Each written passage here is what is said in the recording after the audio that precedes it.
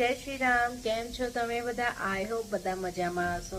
તો આજે તો સવારમાં એકલી જ છું. તમને આગળ જોયું હશે કે અક્ષય બહાર ગયા છે, ગાડીની સર્વિસ કરાવવા ગયા છે, અને પેલી છોટી છે એ પણ બહાર જઈ છે. તો આજે તો એકદમ સાવ એકલા છીએ. તો કંઈ કરવાનું બહુ ખાસ તો કંઈ છે નહીં. રસોઈમાં પણ બહુ કંઈ ખાસ કરવાનું છે નહીં.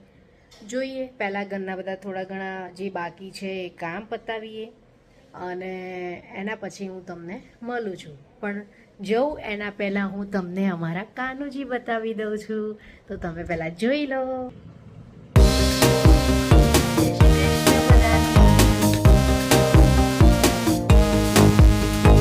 તો બસ, તો હવે હું મારું જે બધું બાકી છે કામ એ બધું પતાવીને તમને મળું છું.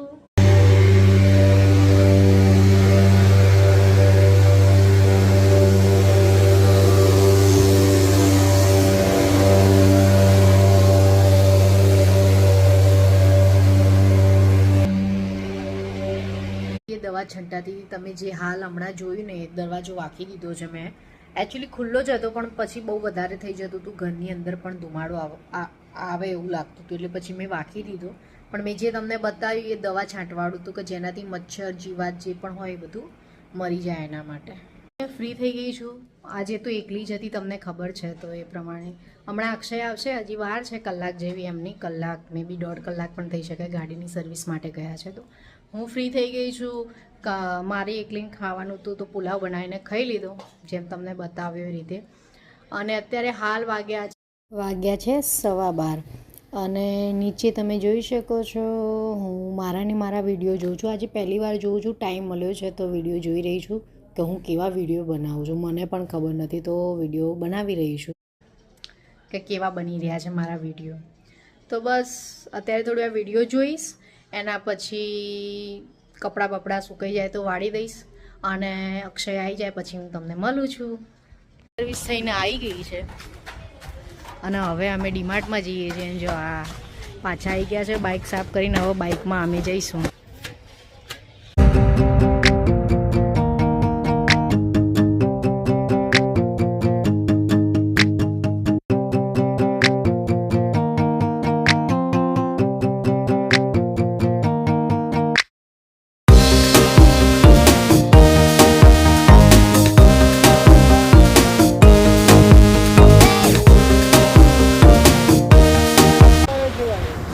આવી ગયો છે.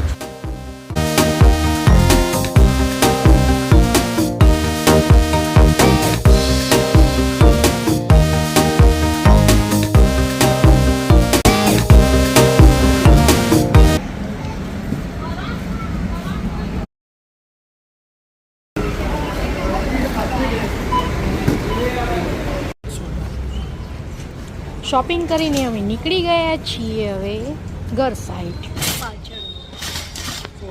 આવી ગયા છીએ, આટલો સામાન લાવ્યા છીએ. એવો લાવ્યા નાસ્તાની. આ તો અમે ડીમાર્ટમાં જઈએ એટલી વાર લેતા જઈએ. અને આજે પીઝા બનાવવાનો વિચાર છે તો આ પીઝાના પેકેટ લાવ્યા છીએ. અને પીઝા હોય તો ચીઝ પણ જોઈએ તો ચીઝ લાવ્યા છીએ. અને તમે વિડીયોમાં જોયું હશે, પાછળના વિડીયોમાં, કે ફ્રાય પોટેટો અમે બનાવ્યા હતા. બસ આ એ જ છે, પણ કંપની અલગ છે અને આ વખત થોડા અલગ લાવ્યા છીએ અમે. કંઈ હા, એટલે cheesy pops. Yeah. Jalapeno cheesy pops. And this is chili garlic poppers.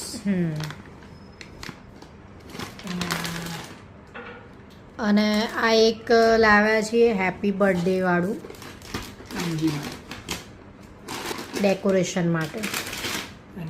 આ છે કપૂરની ગોટીઓ છે, તો સિંકમાં છે અને ઘરના નાના ખૂણામાં, કપડામાં, બધે તમે એનો યુઝ કરી શકો. તો આજે અમે આટલું લાવ્યા છીએ. તો આજે તમને ખબર પડી ગઈ છે કે આજે પીઝા બનાવવાના છે. તવા પીઝા. ઓવનમાં તો અમે બનાવીએ જ છીએ, પણ આ વખત તવા ઉપર બનાવવાના છે. તો વિડીયોને એન્ડ સુધી જતા રહેજો. પહેલાં તો બધું તમને બતાવી દીધું. અત્યારે કપડાં પાછા ચેન્જ કરી દીધા છે. વાગ્યાની આજુબાજુ અત્યારે 3:30 થયા છે. અને અમારા કાનુજી આરામ કરી રહ્યા છે. હવે એમને ઉઠાડીશું અને પછી પીઝાની તૈયારી કરીશું. હજી તો જો કે વાર છે, 3:30 થયા છે, તો ચા નાસ્તો ને બધું કરીશું ને પછી મોડા બનાવીશું.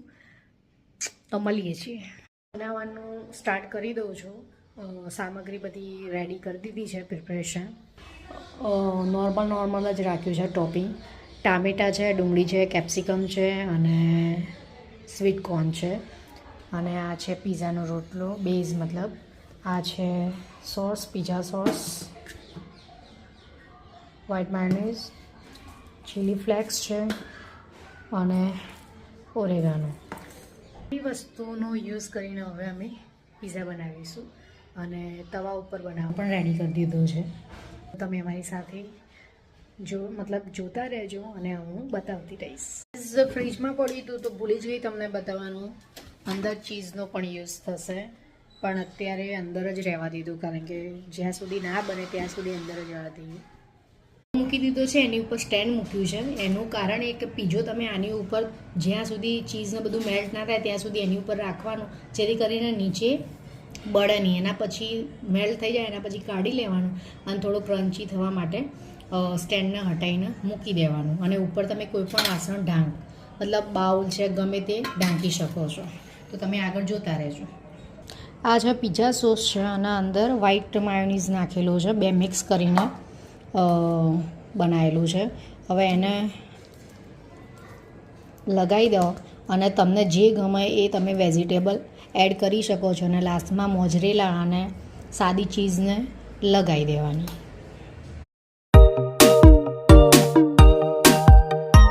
એવી રીતે મેં બધું એડ કરી દીધું છે. અને શું આગળ સામગ્રી બતાવી હતી તમને કે કેપ્સિકમ, ટામેટાં, ડુંગળી અને સ્વીટ કોર્ન છે અને પીઝા સોસ.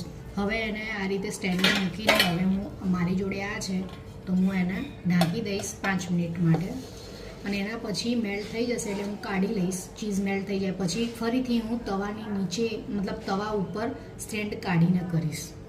થઈ ગઈ છે. હવે ખોલીને જોઈ લઈશું આપણે કે મેલ્ટ થયું કે નહીં. તો તમે જોઈ શકો છો એકદમ મેલ્ટ થઈ ગયું છે. હવે એને કાઢી લઈશું આપણે સ્ટેન્ડના નીચે તવામાં મૂકી. હવે સ્ટેન્ડ નીચેથી લઈ લઈશું અને ડાયરેક્ટ તવામાં જ મૂકી દઈશું. એના લીધે થોડો પીઝો ક્રંચ થઈ જશે. અને હવે થોડી વાર ચડવા દઈશું એટલે નીચેથી ક્રંચ થઈ જશે. અને થઈ જાય એટલે પછી લઈ લો અને સર્વ કરી દો. આના દેશી સ્ટાઇલમાં જ કટ કરી દેવાનું, સીધું જ, કટર બટર નહીં. અને આની ઉપર જેને ગમે ઓરેગાનો, ચીલી ફ્લેક્સ તો એ નાખી શકો છો તમે. ફ્લેક્સ નાખી દઈશ અને થોડો ઓરેગાનો પણ નાખી દઈશ એટલે હવે રેડી.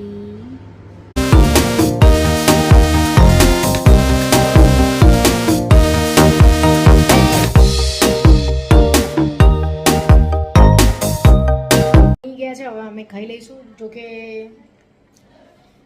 અક્ષય તો ખાઈ લીધા ગરમા ગરમ. હવે હું ખાઈ લઈશ, કામ પતાવી દઉં છું અને એના પછી તમને મળું છું. ખાઈ લીધું છે મસ્ત પીઝા અને કામ બામ બધું પતી ગયું છે. અમારા પીઝા તમે જોયા પછી કેવા લાગ્યા તો કમેન્ટ જરૂર કરજો. અને હવે નવા વિડીયોમાં મળીશું, નેક્સ્ટ વ્લોગમાં મળીશું. ત્યાં સુધી બધાને બાય બાય, જય શ્રી કૃષ્ણ. અને અમારો વિડીયો પસંદ આવે તો લાઇક, શેર અને સબસ્ક્રાઈબ જરૂર કરજો. Bye bye. Thank you for watching. Like, share, subscribe. By.